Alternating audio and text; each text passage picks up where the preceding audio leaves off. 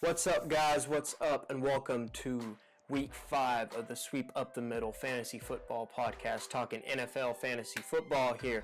This is Mitchell Ryan checking in. Hopefully everybody is having a good week. And let's talk about it, man. Week 4. What an interesting and unfortunately injury-prone week.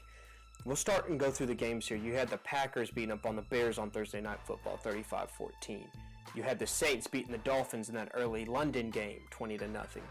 You had the Texans and Mr. Deshaun Watson letting it be known for all the people that did not draft him early in the draft, with them spanking the Titans 57-14. Jets edging the Jags 23-20. Panthers surprising the Patriots in Foxborough 33-30. Lions taking care of the Vikings 14-7. You had the Falcons losing stunningly to the Bills 23-17. The Falcons also had Julio Jones and Mohamed Sanu go out in that game. Also mentioning the Vikings lost Dalvin Cook to a torn ACL for the year. And you had Devontae Adams with that scary hit in the Packers game, and he might even play this week, who knows. But you had the Steelers going back to the scores, you had the Steelers beating up on the Ravens 26-9, the Bengals taking care of the Browns 31-7, the Rams surprising the Cowboys 35-30, and in that game you saw when Sean Lee's out, that defense just looks entirely different, man. You had the Eagles taking out the Chargers 26-24 in LA. That was like a home game for the Eagles. You had the Buccaneers taking care of the Giants 25-23. The Cardinals edging out the 49ers in overtime via touchdown with less than a minute to play in overtime, 18-15. The Broncos edging out the Raiders with Carr being out 2 to 6 weeks, but I bet it'd be around 4 weeks, give or take, with that fracture in the back. You had the Seahawks killing the Colts 46-18, and then the Chiefs beating the Redskins 29-20. And if you're like some people in fantasy, that Chiefs fumble recovery touchdown BS at the end either won or lost you the game, which is kind of sad.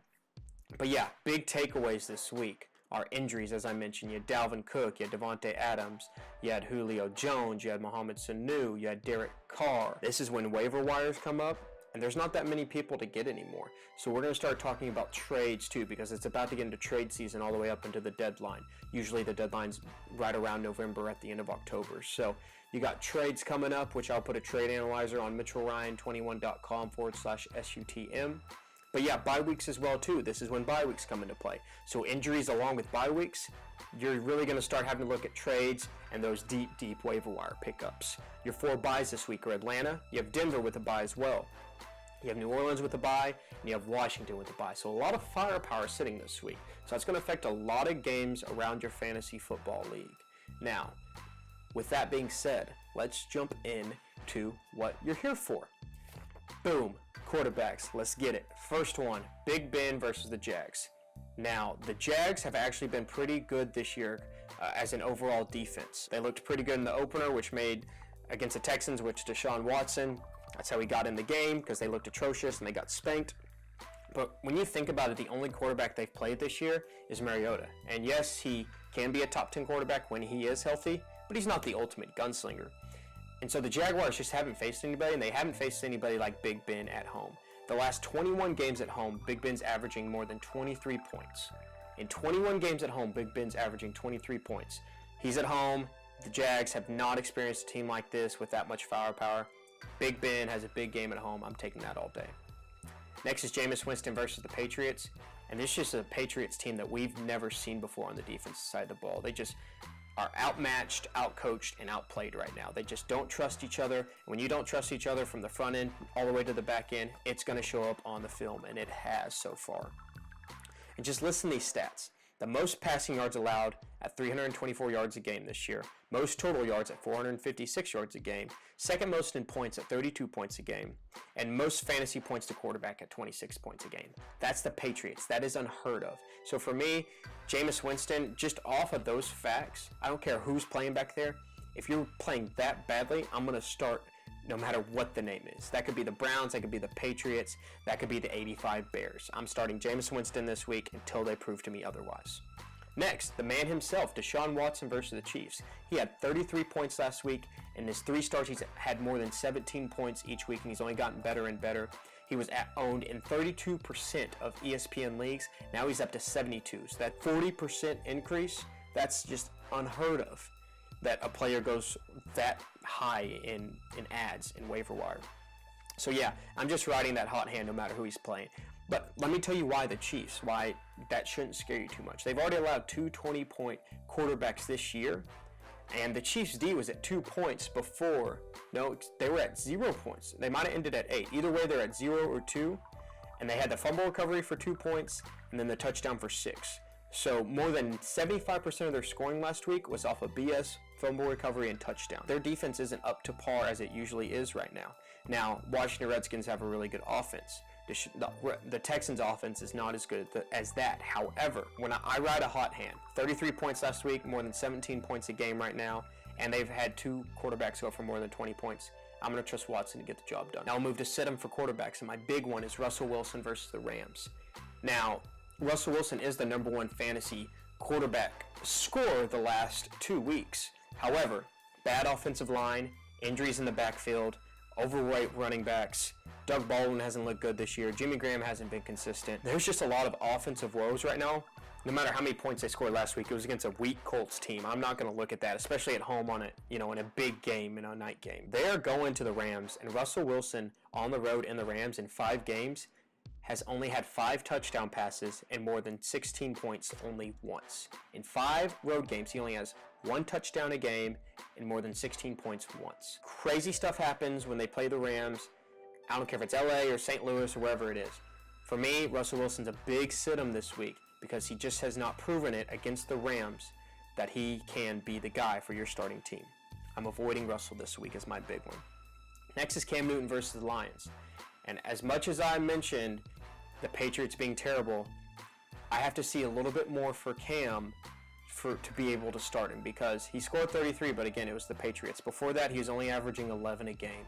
And I've got Cam in a couple leagues too, so as much as I hate to say it, it was the Patriots. It doesn't mean that much right now because of the stats. If you look at the stats, they're not a good defense. I'm going to reharp that. And just looking here, the Lions have surrendered only 11 points per game to quarterbacks on their home turf this season. So 11 points with Cam really not proving himself yet. I say take a breath, look at other options this week, and let's see how he does against a quality defense like the Lions. Because the fact of the matter is the Lions are the #1 fantasy defense right now. And that's crazy to me. But Stafford's controlling that ball. He's not turning it over. They have a good run game, a good PPR back as well in Abdullah. They've got a targets machine in Golden Tate. So this offense is a good offense. It's not going to turn the ball over a lot, and that keeps the defense off the field when the offense is moving the ball up and down the field. So I'm avoiding Cam this week. You should do the same. Next, we'll move to running back starts. Big one, Jay Ajayi. Now again, fantasy owners of Jay Ajayi, you have been frustrated so far. Jay Cutler has looked terrible. The Dolphins are out of whack. They haven't scored a touchdown in God knows how long. But they're going against the Titans. Titans gave up a big game to Lamar Miller, more than 25 points last week. And Tennessee has allowed double-digit PPR points to #1 running backs this year on the depth chart for the other team. So add that up. They're going to give the ball early and often to Jay Ajayi. I think Cutler does enough in the passing game for them to back off a little bit, not to load the box. No matter what, I think Jay Ajayi gets 20 touches this week and he goes off. He's a big start this week. Next is Carlos Hyde versus the Colts.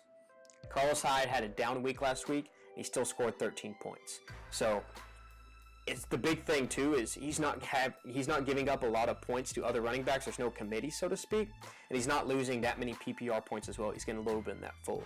So in a PPR format, Carlos Hyde is good to have right now because he gives you a little bit of everything. He can be a third down back too at times. We have to make sure he stays healthy again.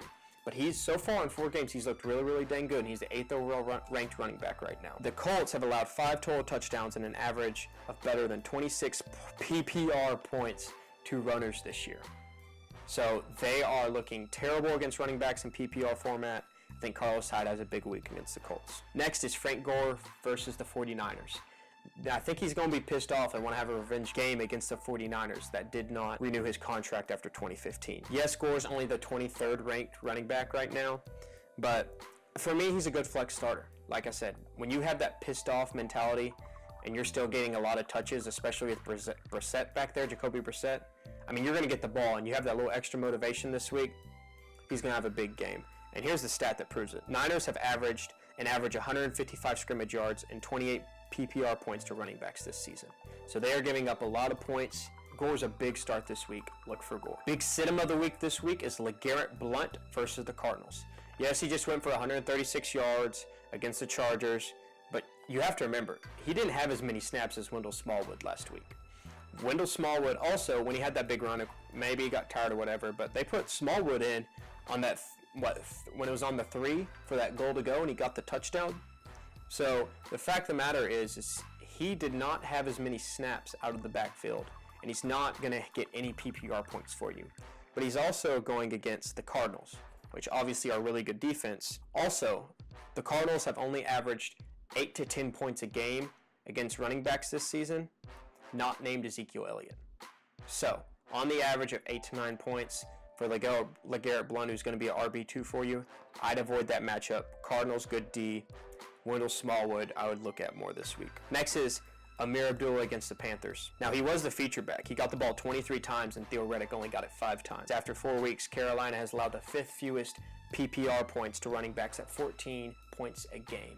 So, again, when you're battling with another running back, and you're running back by committee, one runs the ball, one passes the ball, there's too much just of being unknown where your running back, you don't know if he's going to get the ball a lot this week or not. It's kind of like the Patriots, right? It's kind of like the Saints. It's kind of like the Seahawks. Is when you just have more than one back there, it's a high risk and a high reward, or it can be the same against you. But again, he's going against the Panthers, and Panthers have allowed the 5th fewest points to running backs this year. So add that up, and for me, even though he had a big week last week, Theo Riddick might get 23 touches this week, and Abdullah might only get 6. So if this is going to be consistent, then I'm all for a RB2 play, even a flex play. But, like I said, against a tough Panthers D, let's see a little bit more of it before we're committing our lineups to him. We'll move on to receivers. Big start of the week was Larry Fitzgerald versus the Eagles.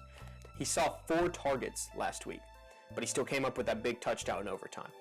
When Carson Palmer needs a play, he's going to Larry Fitzgerald. You know it, I know it, we all know it. He's going against the Eagles, who allow the 6th most PPR points. Look for Larry Fitzgerald to have a big week this week. Next is Adam Thielen against the Bears. Yes, he's had 2 fumbles this year, and yes, he hasn't scored a touchdown, but he's still the 12th ranked PPR wide receiver, so that's good signs. Other than Stephon Diggs, Case Keenum is trusting Thielen.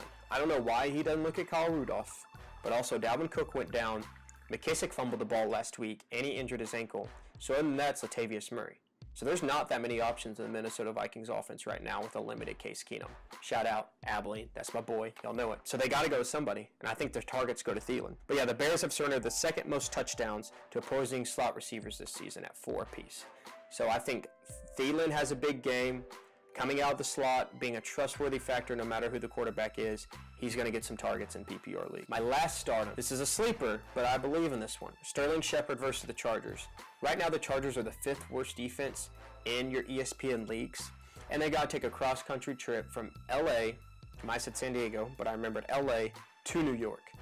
But I also think Sterling Shepard has a big week this week because he's coming out of the slot. He's built that trust up with Eli. He's getting a great amount of targets. He's averaging right around 6, 7, 8 a game. And the fact of the matter is you know and I know that OBJ and Brandon Marshall are always going to get the eyes on him. They would rather live and die by the check downs and the over-the-middle passes compared to letting them go deep on a barn burner go route. So, yeah, Sterling Shepard, Chargers this week. Got you down. We'll go to sit-ems this week. Alshon Jeffrey versus the Cardinals.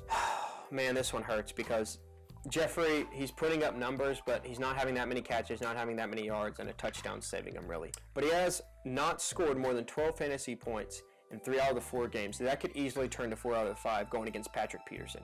You've seen him do work this week. He shut down Dez. Dez only had 2 for 12, but the touchdown catch was when he was out of the slot and not facing him. Peterson's only allowed an average of 7 points to opposing number 1 receivers this year. Add to that PPR, that's probably right around 10. But yeah, Peterson, true shutdown corner. Alshon Jeffrey, just not enough meat on the bone for me. Again, if injuries and bye week is hurting you, I understand that. But if you got some depth right now, I'd look elsewhere. Last one's Kelvin Benjamin versus the Lions. He had his best game going for 4 and 104, but again, it was against the Patriots. I've already talked enough about that. He's going against Darius Slay, which is another great coverage corner in the NFL. If you're expecting to have Cam a bad week, the Lions D, Stafford have a good week. That being said, I'm avoiding Kelvin Benjamin versus the Lions.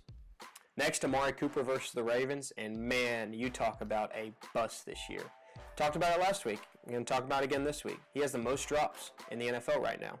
And Carr went down, so they have E.J. Manuel throwing him the ball. How's that going to get better? And they're going against the Ravens, who are a pissed-off team the last 2 weeks, going against the Jags, and they're going against the Steelers getting their butt kicks. So they're going to come in pissed off. They're going to get after the quarterback. They're going to pressure up Cooper and Crabtree. If he's just not confident, Manuel and the coaching staff aren't going to go to him. They're going to slowly work him back in. Maybe he needs some voodoo magic. I don't know. He finished 90th in PPR fantasy points among receivers. 90th. They've surrendered the third fewest PPR points at 8 to number 1 wide receivers, which included Antonio Brown. So, yeah, most drops, E.J. Manuel, not a good idea to start Cooper this week. So we'll move on to tight end stardoms. Charles Clay versus the Bengals. Right now he's a top 5 tight end in PPR formats. And last year the Bengals allowed the third most PPR points at home last season. Also, got to remember Jordan Matthews went down. So for me, easy start. He's trending the right way. Build up that trust with Taylor. Charles Clay, big start this week. Next, Cameron Brate versus the Patriots. I've been telling you from the beginning, pick up Cameron Brate, pick up Cameron Brate. Don't be scared of O.J. Howard. Howard's going to be more of a blocker. Yes, he had that 60-yard touchdown last week, but he literally just ran like a 10-yard route, stopped. The play was flowing that way. He just stood there. Jameis threw him the ball, and he ran untouched. So there wasn't that much, goodness that came out of that 60-yard touchdown. Cameron Brate had 2 big catches in the fourth quarter to continue that game and to get them the victory. Jameis Winston trusts Cameron Brate. They built up a lot of connection last year. And he's had consecutive double-digit PPR games. And New England, again, fields the worst defense in the league. After 4 weeks, tight ends have averaged 65 yards and almost 17 PPR points against him. Again, Cameron Brate, go pick him up, start him. If you have, you're smart. Big sit of the week, Jason Witten versus the Packers. The last 2 games have been brutal, man. He's been less than 5 points the last 2 games. And next is against the Packers, who have held Witten to an average of 4 catches and 48 yards with just 1 touchdown in their last 5 meetings. So they know how to shut down Jason Witten. I'm avoiding Jason Witten this week. Next is Jimmy Graham versus the Rams. Now this is a sleeper for me because Jimmy Graham did have a double-digit point outing last week, but the Rams held Witten to 1, they held Doyle to 6, and they held Davis and Reed to 8. So when you add that up, that's 14, 15, only 5-point average to pretty good tight ends in this league. The Rams know what they're doing against tight ends.